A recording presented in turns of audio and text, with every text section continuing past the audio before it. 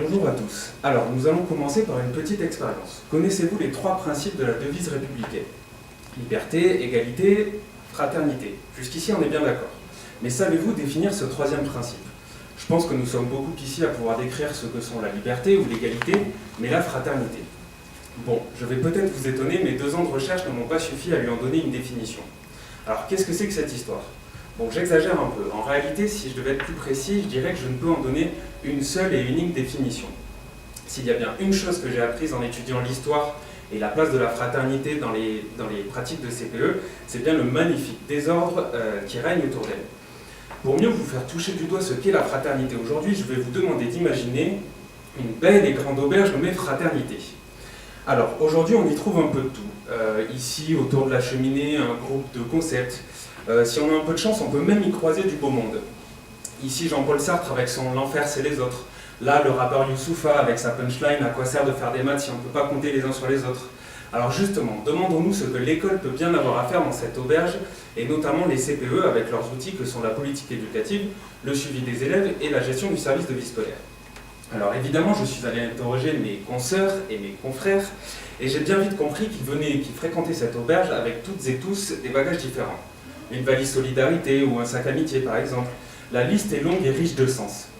Il faut dire qu'il y a 2 siècles, nous n'y aurions pas trouvé les mêmes choses ni aperçu les mêmes personnes.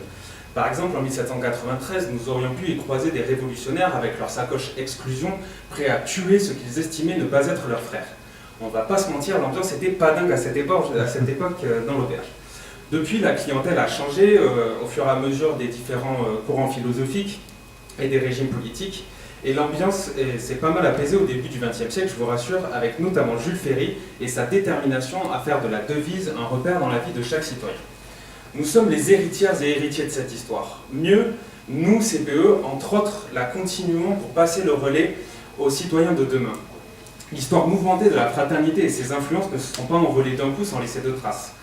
Par conséquent, héritage oblige, les CPE ont bien toutes et tous des bagages différents.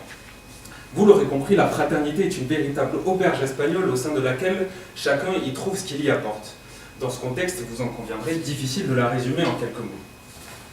J'aimerais vous laisser avec cette idée de Réjeanne Sénac, qui a de quoi nous inspirer.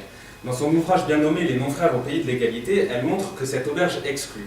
Son nom même met de côté la moitié de la population. Elle propose alors un nouveau nom pour cette auberge, Adelphité, du grec Adelph qui veut dire issu de la même mère.